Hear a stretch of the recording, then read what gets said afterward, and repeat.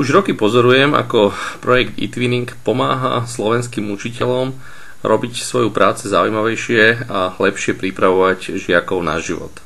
Partnerstvá, ktoré vďaka eTwinningu školy uzatvárajú, pomáhajú slovenským žiakom lepšie spoznať svojich rovesníkov v iných krajinách a vôbec prežiť veľmi zaujímavé dobrodružstvo pri realizácii projektu. Som skutočne veľmi rád, že projekt eTwinning to mi držal takto dlho a z môjho pohľadu patrí medzi také klenoty projektov, ktoré sa na slovenských školách darí robiť.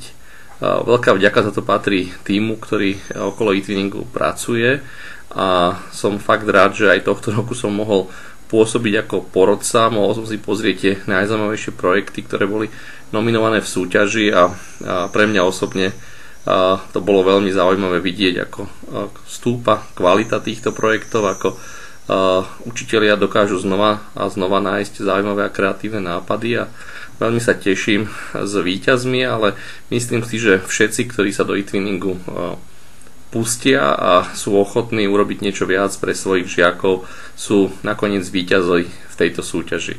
Takže vás zdravím do Žiliny, mrzí ma, že nemôžem byť s vami, ale aj tak som s vami aspoň mysľov a naozaj sa teším z toho, že takúto oslavu svojich výsledkov môžete zažiť aj dnes. Dovidenia.